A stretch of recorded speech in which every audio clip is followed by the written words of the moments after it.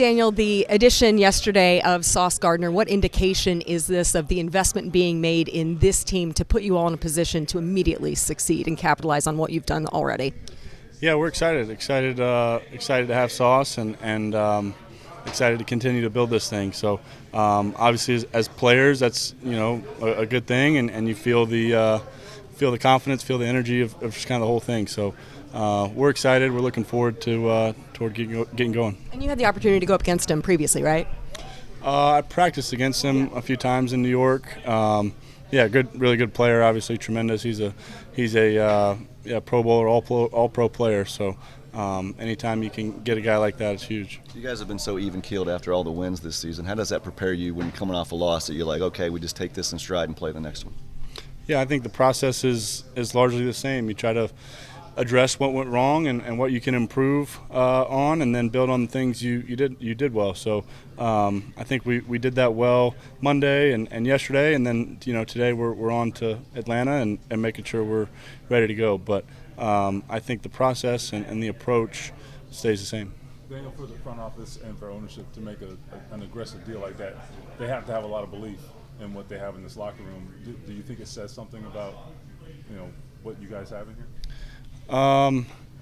Yeah, I think obviously they believe in our team and what we can do this year.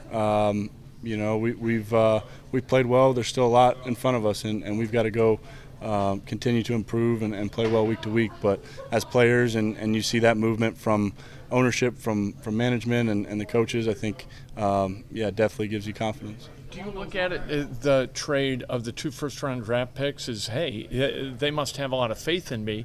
Obviously, they're not going to use ones to go draft somebody else. Yeah, I really haven't thought about that a ton, to be honest with you. Just trying to kind of take it in day at a time and make sure we're ready to go this week. But I've really enjoyed it, and we got to continue to grow and build. What's the biggest thing you learned from this group about that Pittsburgh game after you guys have looked at everything? I think there's a number of things you can take from it. A piece of it that was the push we made at the end when things hadn't been going our way and we hadn't played a great game at that point. I thought we continued to fight and battle and give ourselves a chance at the end. So obviously, you expect that. That should always be the expectation with any team, but I thought we showed that, and we've got to continue to do that throughout the season. Football is not a perfect game. It's not always going to go our way, so continuing to battle will be important.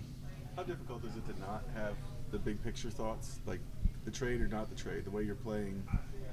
Is it hard not to think about, man, I want to be here where it's working? Not really. I think there's so much to do, so much to focus on. Here, especially this week, going to Berlin and getting ready for all that and making sure we're ready to go and buttoned up with all our game plan stuff this week. So I think just staying focused on that and knowing that that's what's most important. As your body, I get jet lag if I go 30 minutes out of my time zone, but you guys are different. You're so routine-oriented. Can you put that out of your mind and go, okay, we're going 6-hour time zone difference, but we still treat it like a normal game? I think you try to, as much as you can, given the travel and everything, but try to stick to your routine and obviously take the advice of the trainers and strength staff here and everyone who's helping us kind of navigate the travel plan. So just try to do a good job with that, but stick to what you're used to and try to build in as much of your routine as possible. What excites you about the opportunity to play in Germany? I think just the game itself. I've gotten to play overseas a couple times, and I think just the energy in the game, and the fans, you can feel the excitement from them. It's a different atmosphere from what you play in here, in games, in the U.S. So, we're looking forward to that and getting over there for that. I know Bernard has gotten a lot of attention over the last few weeks, especially ramping up to this game with the opportunity to play over there. Pretty unique to spotlight an offensive lineman. What excites you about the opportunity that he has, and how deserving is it for him to get that type of recognition over there? Yeah, extremely deserving. Obviously, he's an incredible player, big time player for us, and a great leader. Does all the right things and and works hard, and definitely deserves the